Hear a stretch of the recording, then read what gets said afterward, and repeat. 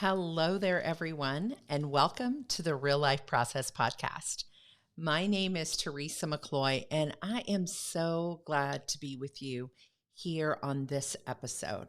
This one's going to be a little bit of a unique episode, as normally every week here on the podcast, we share tips and stories and action steps that are super practical to help you live from rest, not rush, and truly do what matters. But today, I'm going to share a little bit of backstory with you and a little bit of content with you that you've never heard before, but it's very purposeful in where we're at here at the Real Life Process.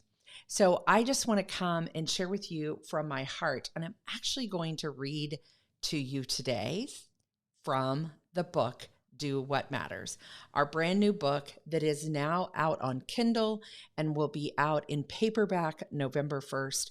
We are super excited about the book. And I just want to give you some backstory by reading to you. I've got my Mr. Rogers sweater on here today, and you can just sit down and relax. And I'm going to bring you some content from the book, but then I'm going to bring you some brand new content that's kind of the backstory of the book. So the book is entitled Do What Matters, but the subtitle of the book is Live from Rest, Not Rush. And so I want to read to you a little bit, as I said, Mr. Rogers sweaters. Here we are, ready to go, settle in, and I'm going to read to you the intro of the book. And the reason I want to share this with you is it will set up the content that I want to share with you today, some brand new content. We've been talking about the word rest, but we haven't really shared about the word rest. But let me start first by just reading to you the intro to the book. It says this: I don't remember turning 50. I know that I did, considering the fact that as I sit to write this, I'm now in my 60th year of life. And yet the details of that birthday join the other shadowy dates and times that were a blur of life I lived 10 years ago. Back then, I was deep in my career as a full-time minister on staff at a small but growing church in our tiny rural community. My life revolved around that growing church and my growing ministry career. It was all we talked about and focused on. I lived and breathed church. It was all I knew. And as the church strived for continual growth and I strived for continual affirmation, I found myself leaning into the work and the busyness of it all. That was the kind of pace that fed my personality and addiction and need for success and high performance. Yet right alongside that need for success and performance lived an undeniable fear of failure and a life teetering on the brink of disaster. Because I worked at such a fast pace, I never noticed the disaster ahead of me. That pace and my drive for success helped me push past any warning signs. There was work to get done, kids to raise, and a husband to lend support to. I was too busy living with my hair on fire to notice that our family was headed for a landmine. Who had time to figure that out? I barely had enough time to look past the surface level issues of my work, helping my daughter navigate her junior high school years, and trying to help my 24-year-old son who seemed to be fighting his own battles, though we couldn't quite put a finger on exactly what those were. So there I was, striving to succeed in my career, working to pastor the families in our church, trying to be the best mom on the planet, available to every game and counsel every challenge that can meet a junior high girl and a young adult son. And did I mention the fact that I was married to a full-time farmer? A farmer and her husband who carried the weight of the world on his shoulders as he worked to support our family. Day in and day out, he worked the land on our fourth-generation family farm with his own father and our son, all the while trying to carry his and my stress alike. In those days, we focused on three things: farming, church, and our kids. Juggling all three things on hyperdrive for so long that over time, hyperdrive became normal to us. Internally, my own emotional, physical, and spiritual and relational health was suffering. And I had this uneasy feeling that at some point, something was going to have to give. I just hoped that when it did, I could manage the damage once the smoke had settled. Have you ever had those moments in life where you just know you're about to step on a landmine? Yet the thing about landmines is you don't usually see them until it's too late. Deep in my gut, I knew we were in dangerous territory, living the pace of life we were living. Our life was its own minefield with one crisis after another at church and at home. In particular was the baffling behavior of our son. Dale and I spent many a late night having long conversations trying to figure out what was really going on with Eric. Divinely over the past several months, I have begun to recognize the chaos of my own life. The 80-hour work week, the time spent away from home attending church meetings and events, and the stress that was present in all our lives was beginning to catch up to me. We were becoming very much aware that our beautiful 24-year-old son, Eric, the one who stood over 6 feet tall and always brought a presence into the room, was very much struggling to find his way. However, it wasn't until the bomb went off in our home that we would grasp just how much he was struggling. The day was September 23rd, 2011, just 2 months past my 50th birthday. Maybe that's why I can't remember that birthday. Because from the moment Eric sat down at the kitchen table and opened his mouth to share his pain, I knew our lives would never be the same. The bomb. That fall morning was beautiful, with the trees outside having changed to what seemed like 12 different shades of color. As a farming family, we were at the height of fall harvest, with all that harvest can entail, and I had asked the church leaders if I could work from home one day a week so I could be more present to my family. The church was over 20 miles away, and it was easy to spend hours traveling the blacktop from our farm to the church and additional school activities. The change of pace was nice, and I look forward to not running so fast, at least one day a week. Earlier, I had driven our daughter to school and was back home brewing a fresh pot of coffee. I distinctly remember setting up my laptop at the kitchen table and settling in to get a little work done. I felt good about this healthier step toward being more present with my family. Just as I started into the workday, our son Eric, who had moved back home to help his dad with harvest, walked into the kitchen door and sat down across the table from me. "Mom, I need to talk to you." At that moment, I wished I could just say, "Whatever it is, we can talk about it later. You're late and you need to go help your dad." But as Eric sat there, building the courage to speak, I could only sit silent and wait as this man-child, this precious boy we had adopted at only 5 months old, was about to shed light on all the questions and concerns we had been feeling about him for quite some time.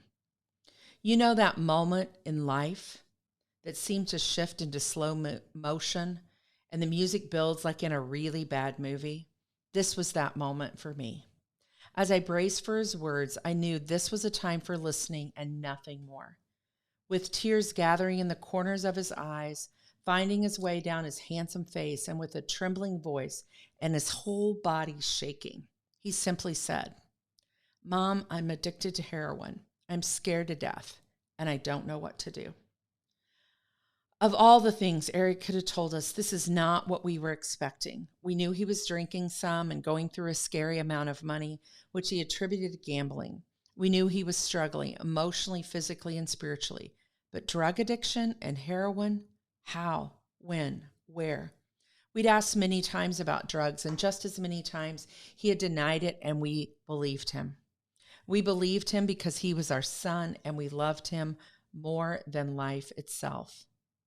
That day would begin a very dark and painful 6-year battle filled with events, stories, trauma, and heartache. A battle I wouldn't wish on any family.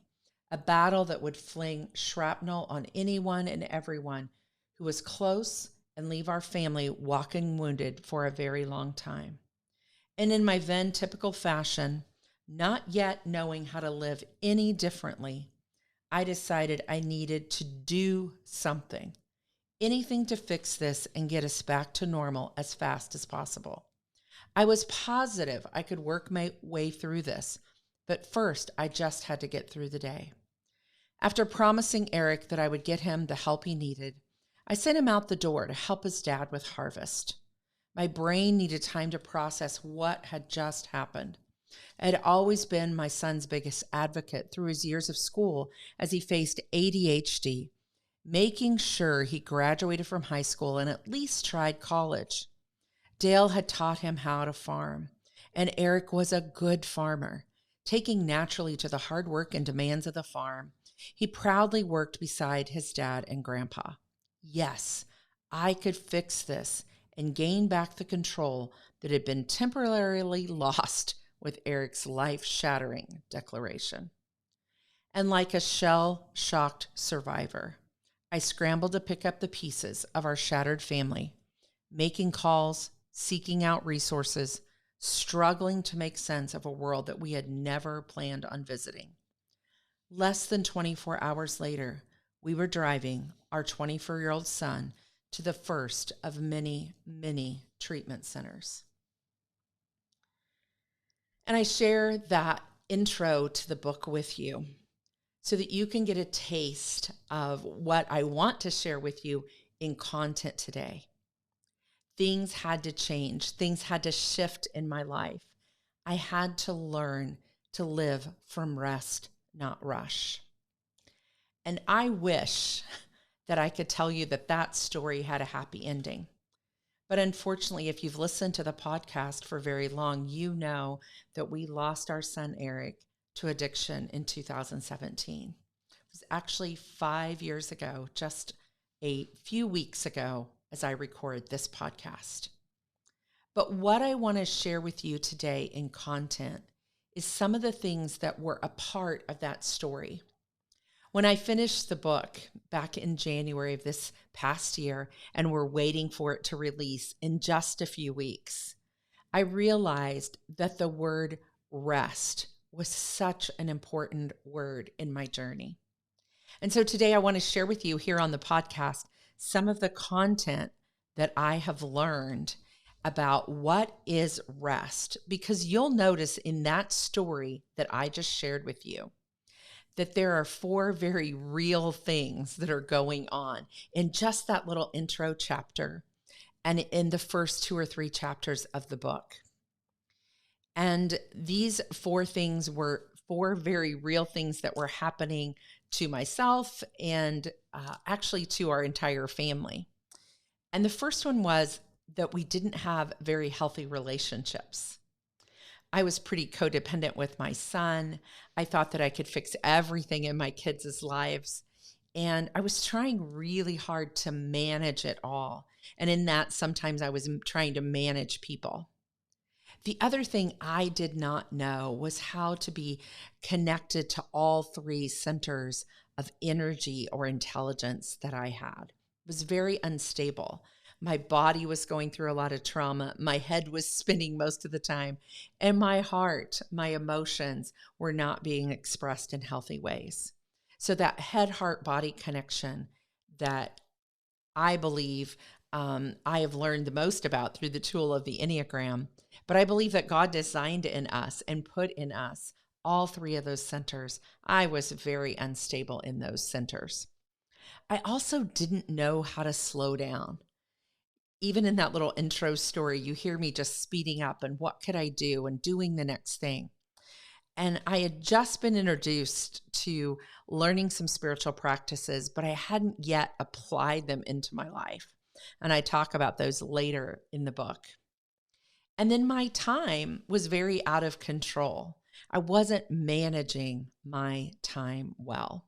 So these are 4 places that I was living more in the place of rush than I was in the place of rest. And so I talk about this later on in the book. And if you're watching along on our YouTube channel, you can actually see some graphics that I have about this. If you're just listening in on your podcast player, that's great. But I have this quote in the book in chapter 8. It says, "Later in life, as I was wrestling with defining what a sustainable life actually looked like, I found it very difficult to figure out how to live from a place of rest and peace. It felt so foreign to me because I'd never really seen it modeled, and I certainly had never practiced it. So I had to go out and seek and figure out, what does it feel like for me to live from rest, not rush?" Interestingly enough, when I looked up the definition of rest several months ago in the dictionary, after I come up with the subtitle for the book of Live from Rest, Not Rush, I thought, what does the definition of rest really mean?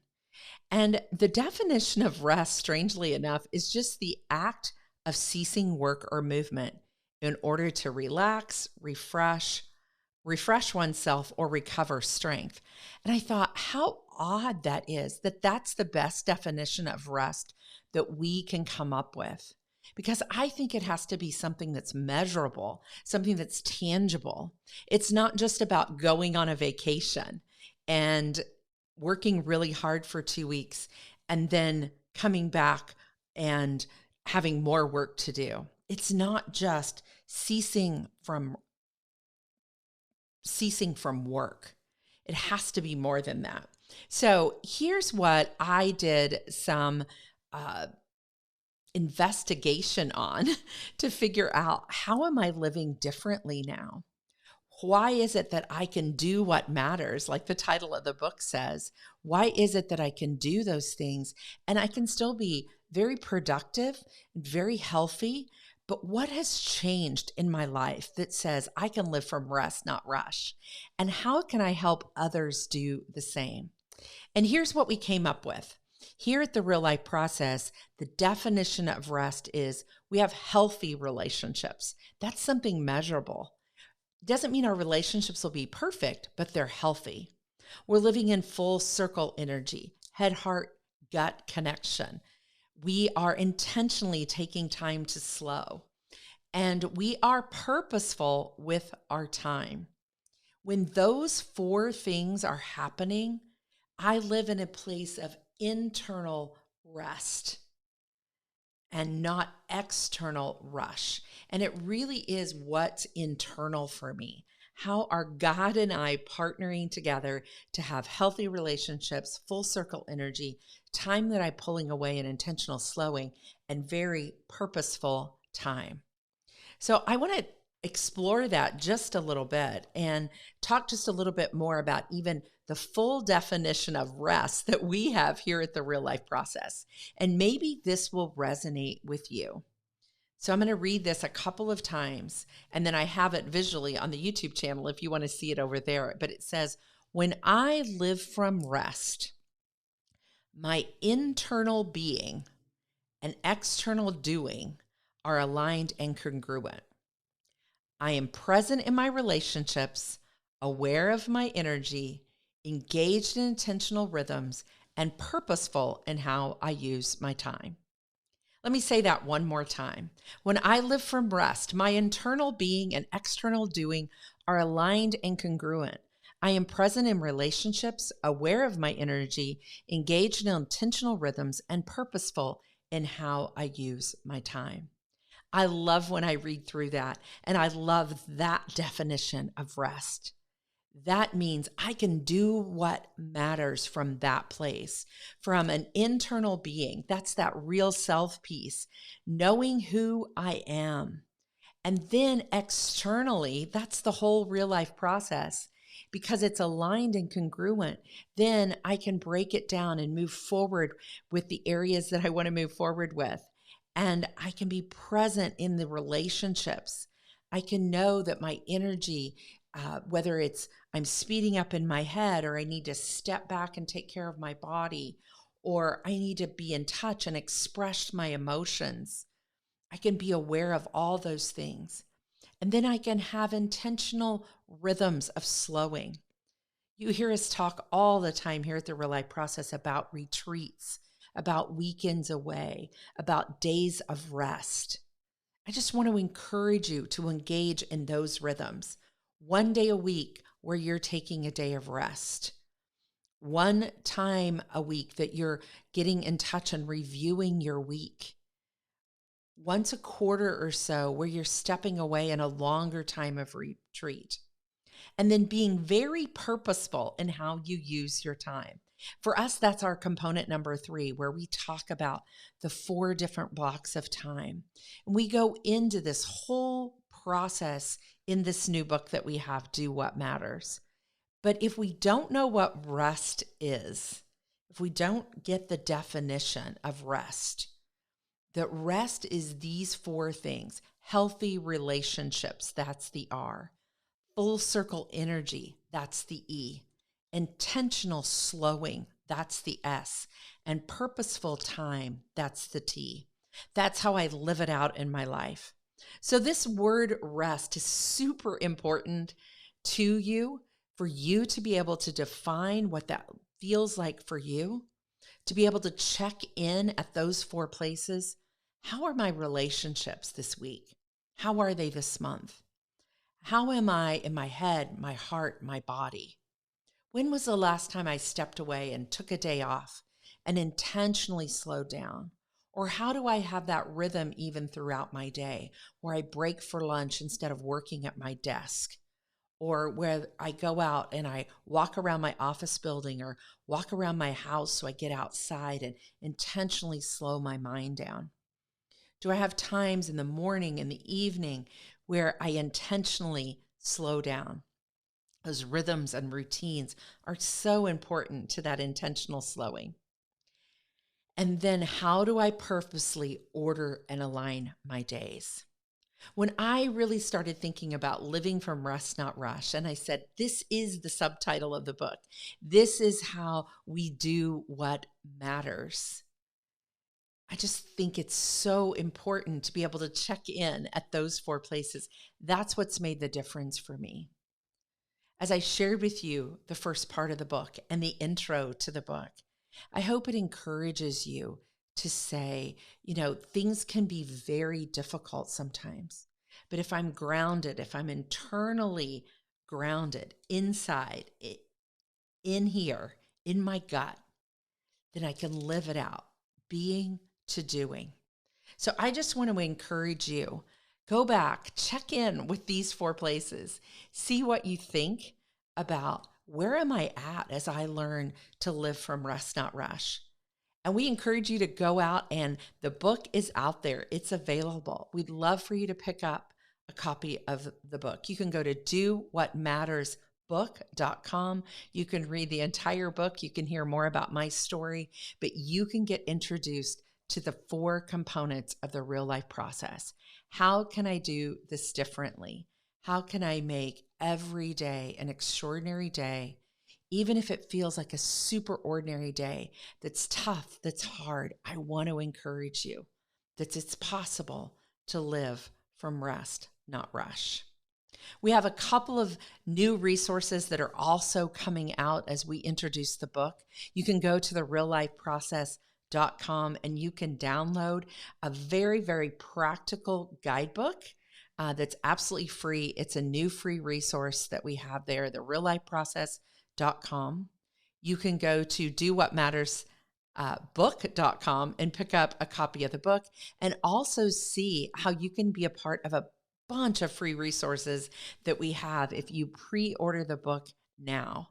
And we'll be having more information too for those of you who would like to be a part of our launch team. Make sure you connect with us over on Facebook at the Real Life Process community. We will be getting into launching the book here in the middle of September, towards the end of the month. And I'm super excited about that. But I know this has been a little bit of a different podcast episode, but I just wanted to come on and share with you just a little bit, just a tiny bit of the very intro few pages of the book, so you could hear why the subtitle, Live from Rest, Not Rush, and what does rest really mean here at the Real Life Process. Remember, every ordinary day has an extraordinary moment. You just have to look for them. I hope you'll be back next week for more from the Relay Process podcast. We can't wait to connect with you. Have a great week, everyone.